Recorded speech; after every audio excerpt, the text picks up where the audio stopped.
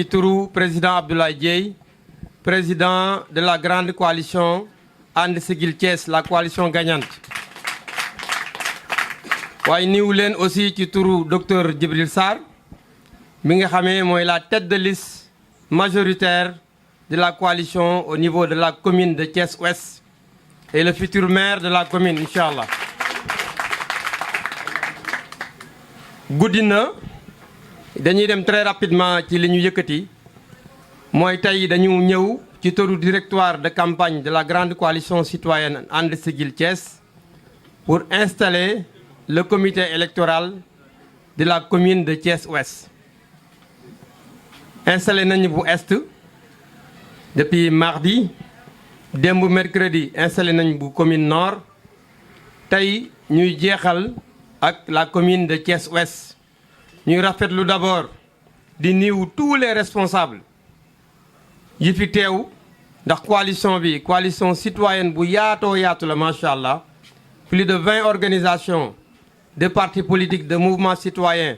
et des personnalités de la société civile ñoo ko ëmb ak ay doomu Thiès yu am valeur am capacité bëgg seen dëkk bëgg changer visage yu Thiès maanaam bëgg a jox Thiès beneen avenir bu gën a radieux que bi fi nekk léegi maanaam changer dans le vrai sens du mot maanaam changer pas pour docteur Sarr nekk maire takk écharpe rek wala président Abdoulaye Dièye takk écharpe nekk maire ndax président Abdoulaye Dièye moom nekk na maire bu yàgg ndax depuis 5 ans li muy liggéeyu maire la wax dëgg yàlla li tax waa Thiès yëpp taxawul ci ginnaawam am yaakaar ci moom ak ñoom docteur Djibril Sarr ak sunu frère Ousmane Diop mooy président Abdoulaye Dièye li mu fi def doon ko def rek te yàlla tax doon ko def parce que doomu Thiès la parce que li muy def du xaalisi politicien wërsëg bu mu amal boppam la liggéey ko ci société am yàlla ibil ko ci xéewal mu jël ci bénéfice yi ñëw bokkook askanu Thiès ñaata milliardaire la ñu am Thiès te ñu ñàkk njariñ lool amuluñu kenn njariñ dimbaliwuñu kenn moom mu jël sànq rek am na ko mooy waxal man ko bu leen ko jàppee guichet automatique il n'est pas un guichet automatique nit nag mën naa am million yow nga ñëw mu génne 900 000 yi jox la ko dese 100 000 loolu am na ñu ko mën président Abdoulaye Dièye loolu lay dund dencul ci ay banque dencul ay Suisse bu ko neexoon def loolu mais day génne li mu am bokkook askan bi te yàlla rek tax nee naa ko nag mbir mi yàlla du liggéeyloo ko mu narta fay te mission nga nekkoon te jamono bii ñu toll am na ñu xamul président Abdoulaye Dièye ñu baree bari nar koo voteel loolu suñu borom la moom mooy jël nit dugal ko ci xol yi xam nga xol moom ñun ku nekk am nga sa bos waaye xamoo kubéer gi fi mu nekk xamoo bunt fi mu ne yàlla mi ko bind ko xam moo fay dugal lu ko neex te jëf yooyu la ko yàlla di fay moo tax mu boole ko gor ñii ndax gor ñii mu àndal ay xaalis taxul ñu ànd ak nit juddu taxul ñu ànd ak nit personnalité taxul ñu am nit ndax am nañ ko ñoom ñëpp dañu nekk ay gor nekk ay Thiessois gis dëkk bi li fi nekk mu metti leen trop parce que Thiessois yi dañoo bëgg seen dëkk dañoo am jom te personnalité yi ñu daan am ñuy jiite dëkk bi di jiite maire yi wax dëgg yàlla bokkul ak ñi fi mujj nii nag parce que ay Senghor ñoo nekkoon maire de Thiès quand même ay Ousmane Ngom ay Jean Collin ñooñu c'était de grandes personnalités mais dëkk bi dem na ba ñu rafle kilifa benn kilifa diine moo ma ko wax ne ma jóg leen dëkk bi daa rafle kilifa bu ñu jógul nag du baax moo tax bu ñuy jóg ñu ne élection bi ñu jëm du élection parti politique du élection parparloo élection gox-goxaat la maanaam nawetaan politique la président Macky Sall moom élection yi du élection Idrissa Seck it élection yi du élection moom bokkatul sax ci élection ndax wax dëgg yàlla liste orange amatul gars yi nañ fas wi lekk na orange bi donc comme bokkul ñun waa Thiès ñu gis ne docteur Djibi Sarr bu amee ñetti dërëmam indi na ñaar dërëm yi fii président Abdoulaye Dièye lu mu am indi na ko Thiès mi ngi ci santé mi ngi ci éducation ci Covid bi ñu demee ci sëñ Moustapha bu Al Amin dafa wax ne moom daal Covid bi dafa foogoon ne président Ablaye Dièye rek moo fi acteur politique ca Thiès ndax moom lay gis fépp moom la gis mu taxaw dimbali ba dimbali maire yi dépensé fi loo xam ne moo ëpp budget maire yi man maire yi laa nekk directeur des services techniques laa man xam nga loolu mën naa jaaxal ñu bari waaye ku ma xam du la jaaxal ci man parce que man du ay position moo ma ñor man li ma ñor mooy sunu doom yi bu ñu màggee ñu présenté leen avenir bu gën bi ñu nekk ñun te bu ñu seetaanee dëkk bi day gën a yàqu Thiès boo xoolee lépp yàqu na cadre de vie bi dégradé complètement ñi ko jiite amuñu vision amuñu programme xaste saagante teg diil jaay suuf dagg suuf def sa poste tabaxi kër enrichir sa bopp loolu la ñu nekkee ñun jekk woon nañu loolu mais on a choisi de ne pas faire ça wax dëgg yàlla ñu jëpp gis nag nee nañu dajale une liste citoyenne ñu dox ci wax ci ak sunu frère Lamine Sène bii toog ndax amul pas bu ñu dox te fekkul man ak moom ak président Ablaye Dièye ànd nañ ci ba mu toll ci ñoom di docteur Djibi Sarr li ma gën a retenir ci docteur Djibi Sarr première rencontre bi ñu woote dafa jël parole bi quelques problèmes commencé am mu ne gis nga coalition bii bu fi benn nit di des sax man lay doon te incha allah coalition bi day taxaw ndax gis naa ne mooy njëriñu Thiès mooy avenir du Thiès te depuis lors ci la nekk bi ñëpp dajee nag ñu ne président Ablaye Dièye moom jiitalul boppam de jiitul dañ koo jiital non seulement def ko leader de la coalition mais def ko candidat Thiès Est doyetuñu ñu xool ci ville bi ñu ne ko yaa ñu ci doyaat mu nekkaat candidat Thiès ville ñu jël docteur Djibril Sarr mi def ko candidat Thiès Est Thiès Ouest defaat sunu frère Ousmane Diop Thiès Nord ñu jël sunu sœur Mambay Gueye bi madame le maire def ko tête de liste proportionnelle mu ànd ak président Abdoulaye Dièye ca Thiès Est jël sunu sœur Adji Diatta madame le maire toftal ko ci docteur Djibi Sarr bu nekk tête de liste proportionnelle loolu dafay am lu muy wundu mooy mbir mi du mbiru parti mbiru Thiès la ba ñëpp dajee ñu ne nag ñun ak président Ablaye Dièye ak la coalition dañoo am programme bërki déema gis ngeen ñu publier les 100 mesures yi coalition bi di proposé bu président Ablaye Dièye nekkee maire de la ville de Thiès te incha allah dina ko nekk au soir du 23 janvier 2022 pour wax ne ñun suñu wax duñ ci boole ay xaste wala ñuy calomnier waxuñu ne gars yi defuñ fi dara de mais dañoo xeeb lool liñ fi def par rapport ak liñ fi war a def ndax dëkk bi war nañu wutal xale yi liggéey maire fonction du wuti liggéey waaye nag war na créer les conditions pour xale yi mën a am liggéey xale yi dañoo am jom président da koy wax toujours ndax doo bàyyi sa kër ñuy dëpp cin nga am bac wala nga am maîtrise da ngay jël Jakarta nga dem dawali ko wala nga gàddu sa kii nga dem jaayi café parce que da nga am jom da ngaa bëgg dundal sa jaboot dundal say waajur waaye li ñuy proposé président Ablaye Dièye ak sunu coalition bi yëpp mooy bu ñu ñëwee ñu fexe Thiès nekkat une ville industrielle Thiès mooy capitale chemin de fer waaye gis ngeen ni mu sooxee NSTS moo fi nekkoon gis ngeen sooxe bi waaye bëgg nañu ñi nga xamante ne ñi ngi à l'étranger ñi investir Dubaï di investir en Europe aux États-Unis président Ablaye Dièye dafa am carnet d'adresse ndax maire nag boo koy laaj da ngay am carnet d'adresse docteur Djibi Sarr mii am carnet d'adresse ñi ñu àndal ci coalition bi nekkuñu tête de liste waaye am nañu ay carnet d'adresse de telle sorte que ñu def bu ñu déclasser la forêt ñun duñ ko dagg di jaay ndax gars yi dagg jaay rek lañu xam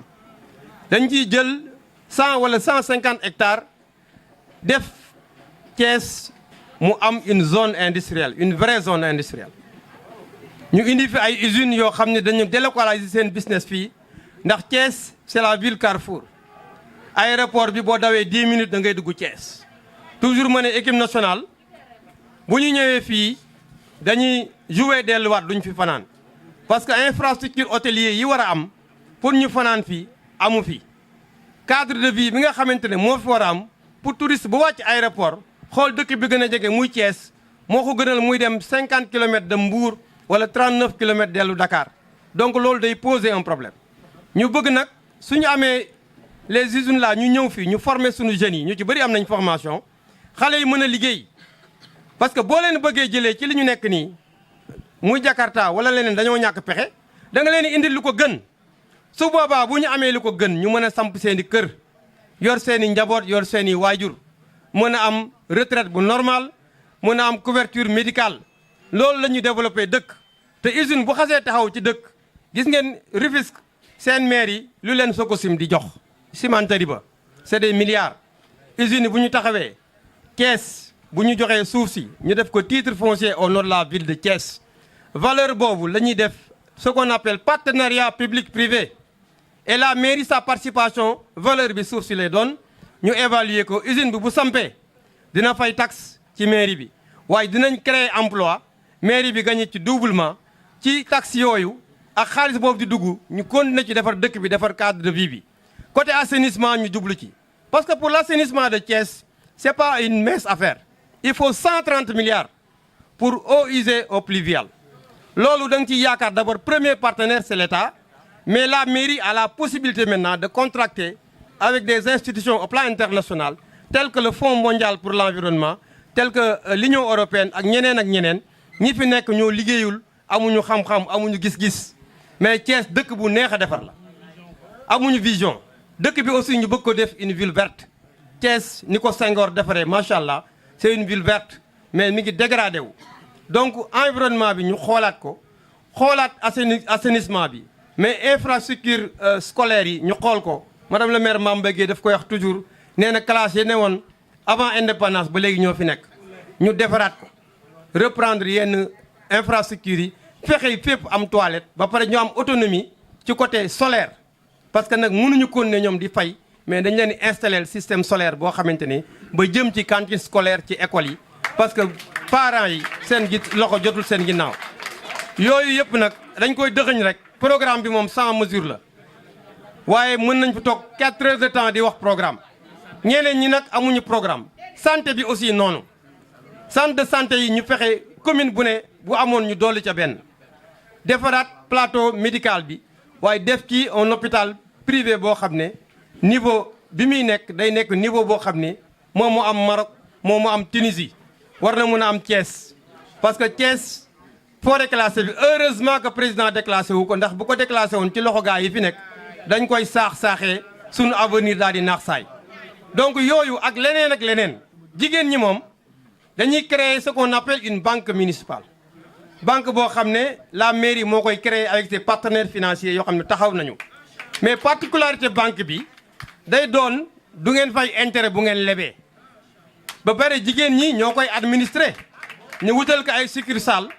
dans beaucoup de quartiers de Thiès ñu toppatoo leen ngeen am ay PME renforcer seen formation ngeen mën a produire yéen ngeen nekk ay chefs d'entreprise ce qu'on appelle les petites et moyennes entreprises ñu accompagner leen ci parce que président Abdoulaye Dièye moom c'est l'avocat des femmes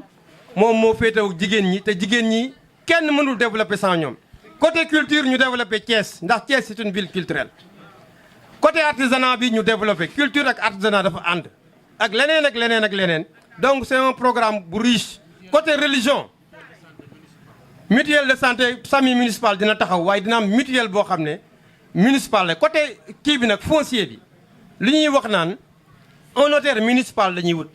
ba pare créer bureau boo xam ne dina conseiller Thiès waay ci autorisation de construire naka ngay def ba am bail naka ngay dem ba am titre foncier naka ngay def ba ñu légaliser ci titre te Thiès dëkk yu bari koñ yu bari amuñu ay titre officiel bu président nekkee maire incha allah ñoom docteur Sarr nekk maire ak Ousmane Diop yàlla na ko yàlla def dinañu fexe ba Thiès waa yëpp am des titres yu officiel parce que boo demee koñ bu mel ne Madina Fall wala Cité Lamy amuñu des titres officiels dinañ ko liggéey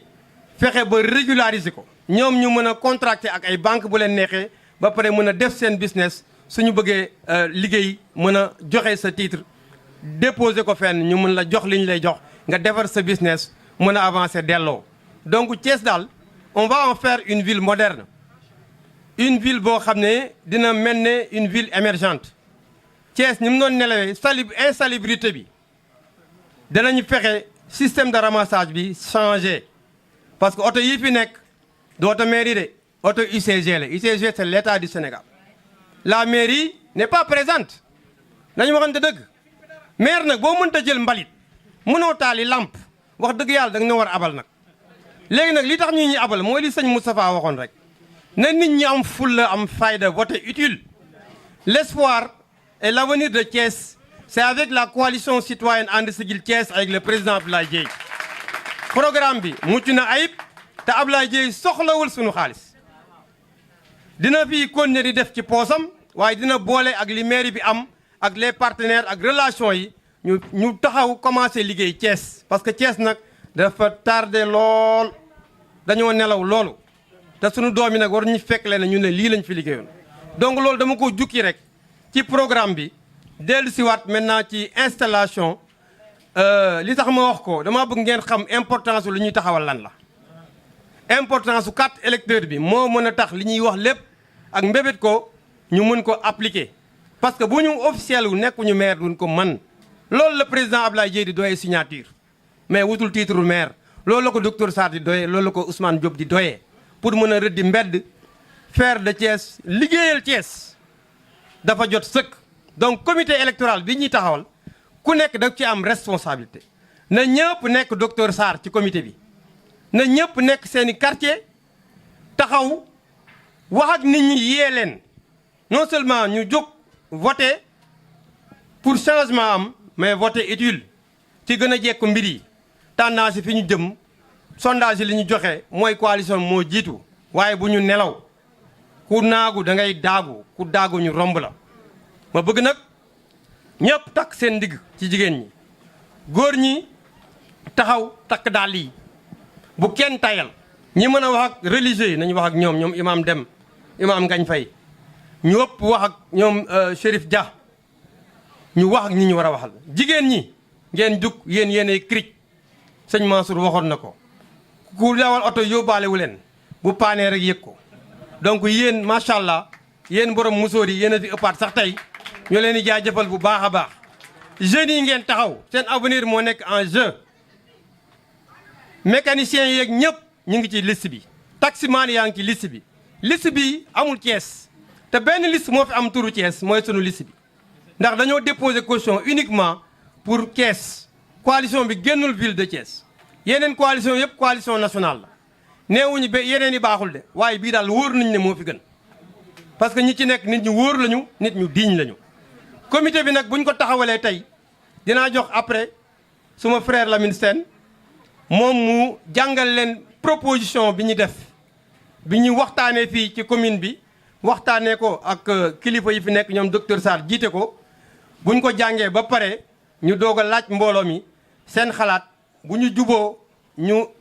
installer officiellement le coordonnateur bi ñu choisir par acclamation yéen ñëpp ngeen tàcc ko waaye ñu wax leen aussi comité bi am na solo de waaye comité autour des centres de vote moo ëpp solo foofu la liggéey bi nekk ndax dañ koo bëgg a séddale ci 18 centres de vote yi ku ci nekk ci yéen les membres de la coalition ñu retrouver wu autour des centres de vote ku ci nekk toog sa ko ñu riipañ ko dugg ci kër yi wax ak nit ñi def porte à porte le président Abdoulaye Dièye buy ñëw day def une journée un quartier su ñëwee il fait le tour des sous-zones le tour des comités électoraux autour des centres de vote lay wër yéen a koy wax fu muy taxaw fan lay dem naka lay demee daf fiy yendu su ñëwee ñu wax ak ñëpp sensibiliser ñëpp ku ne toog sa koñ gañe ko bu ko defee ñu gañe fépp ñoom ñu mën a tegu ci mairie bi bu ñu gañee le 23 le 25 bu préfet sous-préfet yi installé ñu commencé liggéey bi ndax li ko war a liggéey mi ngi fi programme baa ngi fi donc ñu ngi gërëm bu baax ñëpp di leen sant bu baax ci turu président Abdoulaye Dièye indi leen niwam ak turu délégation bi ñu àndal donc dañ leen di jox ñu delloo kàddu gi sunu frère Lamine Sène